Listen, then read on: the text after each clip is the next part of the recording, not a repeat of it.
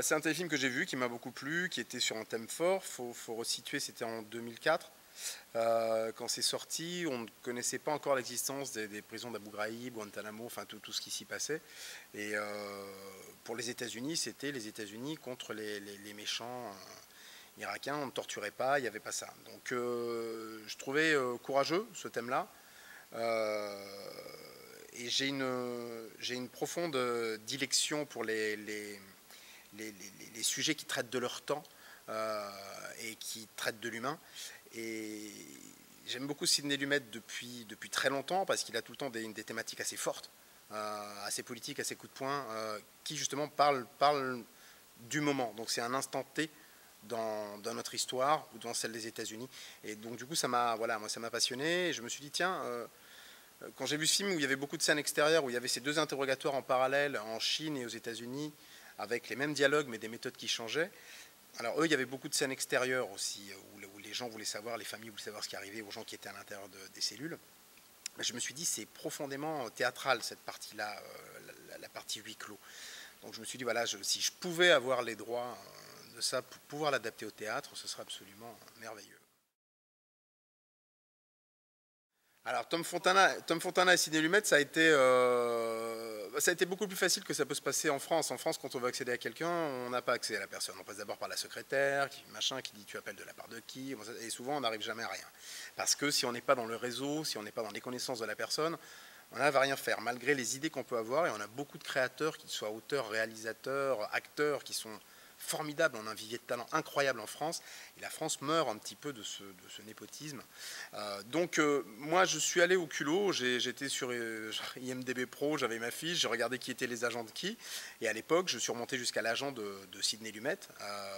Et j'ai demandé à être en contact avec Sidney Lumet parce que je voulais adapter ça au théâtre. Et j'ai fait des croquis en fait, de scénographie, de ce que je voulais faire, de comment je voulais présenter le projet. Donc j'ai envoyé tout ça. J'ai eu Sidney Lumet qui m'a dit aux États-Unis, ça ne fonctionne pas comme en France, c'est-à-dire que les droits, ici, mon auteur possède toujours ses droits. Hein, quand c'est diffusé ailleurs, on touche sur ça. Aux États-Unis, tout est vendu, que ce soit le réalisateur ou l'auteur, c'est vendu à la chaîne, et c'est la chaîne ou la production qui détient tout ça après. Donc du coup, ça dépendait plus de lui. Puis il m'a dit, ce projet-là a une histoire particulière, je préfère te mettre en contact directement avec Tom Fontana. Tom Fontana, qui était le créateur des séries Oz, Borgia, St. Elsewhere Hospital, Homicide, enfin, gros showrunner, comme on dit aux États-Unis. C'est les personnes qui ont les idées de séries, qui les lancent et qui ensuite prennent des poules d'auteurs. Et c'est eux qui donnent vraiment toute la substantifique moelle pour que le projet existe. Et donc, lui m'a dit, c'est Tom, moi, qui m'a mis en contact avec HBO. Pour qu'on le fasse par HBO, et c'était en fait un téléfilm. Et donc, j'ai, de la part de Sidney Lumet, j'ai eu le contact de Tom, j'ai expliqué à Tom le projet, il m'a dit oui, il faut y aller absolument, appelle Patricia Duncan de ma part, et c'était la vice-présidente de HBO, et j'ai eu Patricia Duncan qui m'a dit qu'elle était enchantée de pouvoir travailler avec moi. C'était une hallucination parce que en France c'est toujours l'inverse, tu as tendance à essayer d'avoir une espèce de reconnaissance en disant mais je vous assure je peux faire quelque chose de bien. Là eux ont vu l'intérêt et du coup c'est extrêmement positif, extrêmement, ça m'a donné un courage supplémentaire que j'avais déjà mais j'étais regonflé à bloc et donc j'ai eu les droits, adaptation et production de ce film pour en faire une pièce de théâtre et donc l'aventure a commencé comme ça. Oui, mais qui ne tente rien à rien. Donc du coup, moi je suis parti de ce postulat-là et tant que j'aurai un dernier souffle de vie, je me battrai. Donc du coup, je me suis dit, allez, allons au bout, quand on croit en quelque chose, quand on a la passion de son métier, de certains messages qu'on veut faire passer. Pour moi, il y a toujours un théâtre vivant.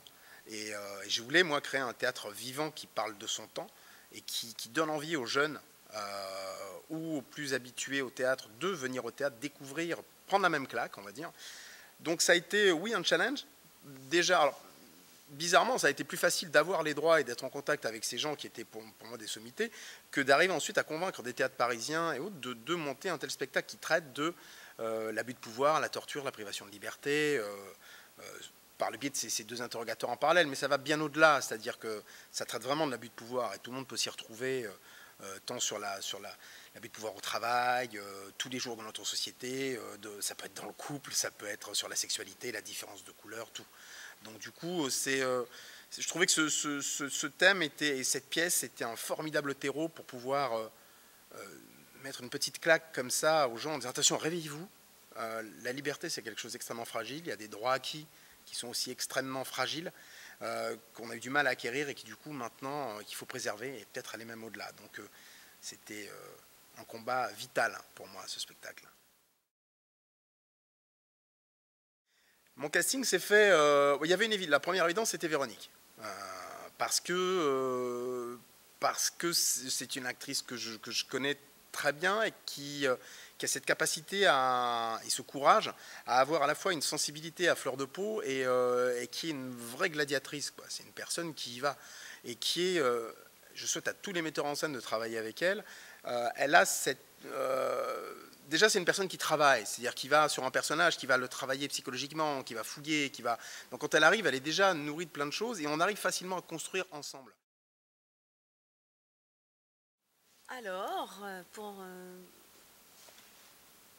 je pars évidemment aussi de mon expérience personnelle. Je me suis retrouvée à un moment donné quand même dans une situation un peu similaire, bien moindre, dans un pays limitrophe, dont je tairai le nom, pour ne pas avoir d'ennui par la suite. Et j'ai été pendant 10 heures en garde à vue. Enfin, c'était pas vraiment une garde à vue, je ne sais pas ce que c'était, puisqu'on a aussi, on n'a pas voulu que j'appelle ou un avocat ou que je fasse appel à mon ambassade pour me faire signer un document pour avouer quelque chose que je n'avais pas commis. Donc, quand Marc m'a parlé du sujet, évidemment que ça m'a touchée parce que je me suis vraiment identifiée immédiatement à ce personnage. Donc déjà, j'ai été nourrie un peu de mon expérience personnelle. Et puis parce qu'évidemment, en tant qu'actrice, on adore les rôles forts. C'est intéressant. L'exploration, pour moi, est très intéressante. La recherche théâtrale, la recherche du comédien, elle est très intéressante. Au théâtre, encore plus, puisqu'on doit refaire chaque soir et voilà, repartir chaque soir, retrouver la fraîcheur, retrouver l'instant présent. Et c'est aussi une belle expérience et moi j'aime bien les expériences. Donc voilà, avec mon envie de comédienne et puis ce que je suis et puis le message qu'il y a derrière, effectivement. Il se trouve que lors de cette garde à vue, j'ai quand même signé un document voilà, en disant que j'ai avoué que j'avais fait quelque chose que je n'avais pas commis. Donc je me suis dit, des années après, parce que j'étais beaucoup plus jeune, que en fait ça peut arriver à n'importe qui, et bien sûr il peut arriver bien plus grave. Souvent on se dit, mais comment cette personne a pu avouer qu'il était le meurtrier alors qu'il ne l'est pas, il va passer 20 ans en tôle, c'est pas possible. Et en fait moi je comprends un peu, je peux le comprendre un peu de l'intérieur, puisqu'à un moment donné il y a des situations qui, effectivement, cet abus de pouvoir crée quelque chose un enfermement terrible dont on veut sortir, quel que soit, et on croit que dire n'importe quoi, ça va nous sauver. Et je pense que vraiment, c'est le début d'autre chose, c'est ça qui est terrible. Oui, mais sur le moment, on pense vraiment que c'est la solution. On n'en sort pas, on résiste. C'est aussi une belle expérience personnelle de voir jusqu'où on résiste, jusqu'où on peut résister. Je voulais pas que je voulais que la pièce soit touchante, que ça fasse que les gens réagissent et se rendent compte que la liberté est fragile, mais je ne voulais pas une pièce qui soit ni provocatrice, ni voyeuriste, ni rien, et qu'on vienne voir des acteurs nus sur scène. J'aime pas ça, j'aime pas quand on les habille les acteurs pour rien. Là, la nudité s'impose à un moment donné du spectacle, et au-delà de ça, c'est les gens eux-mêmes, bizarrement, quand ils sont assis dans les fauteuils qui assistent au spectacle, qui se sentent mis à nu au moment où on leur demande, eux, de se déshabiller. Donc c'est ce que je voulais obtenir, moi, avec ce spectacle, et que chaque personne, chaque citoyen se rende compte que ça peut lui arriver à tout moment. Et du coup, par le biais des deux personnages, qu'on se dise, comment je réagirais? Ah, si je réagis comme ça, non, c'est pas possible. Et comme ça, non, c'est pas possible non plus, mais que faire? Et du coup, poser l'interrogation pour ouvrir un débat derrière, parce que je pense que le théâtre Avant, il y avait tout le temps, dans les émissions, il y avait tout le temps les dossiers de l'écran, mode ma génération, il y avait tout le temps un film avec des thématiques fortes. Il y avait du théâtre, beaucoup à la télé aussi, et il y avait un débat souvent derrière, où les gens parlaient, expliquaient. Du coup, c'était très intéressant. C'est presque des fois plus intéressant que les films. Voilà, je voulais qu'il y ait ça, moi aussi. Je voulais rendre ces lettres de noblesse au théâtre, et que ce soit un vrai, à la fois théâtre populaire qui puisse toucher tout le monde, autant les jeunes habitués aux séries comme 24, Homeland et tout, que les gens qui aiment bien le théâtre subventionné, qui ne vont que dans le théâtre subventionné. Je voulais réunir tous ces êtres humains dans la même émotion. Oui, donc pour me préparer, j'ai effectivement déjà regardé le film Strip Church, ainsi qu'une série pour rentrer en immersion vraiment, comme Homeland, la série israélienne qui était à l'origine aussi, que j'ai vue, et un film, un long métrage qui s'appelle No Limit, avec Samuel L. Jackson, c'est bien ça, et qui est l'histoire d'un tortionnaire qui est appelé pour sa façon de torturer les gens d'une façon terrible. Et on voit tout son fonctionnement aussi, comment il évolue, et ça m'a... Voilà, je suis vraiment rentrée en immersion à travers ces quatre films, séries.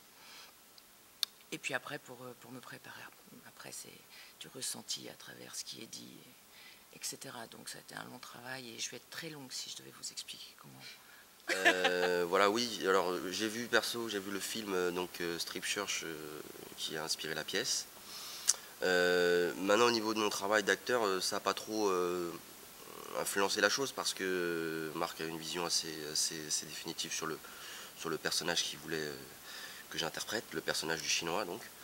Et sinon après ça, je me suis surtout inspiré de films aussi que j'ai pu voir, alors les mêmes que Pascal, de documentaires. Je me suis beaucoup intéressé aussi à la question de l'histoire américaine un petit peu aussi, des dérives qu'il y a pu avoir, et en ce moment on en parle pas mal.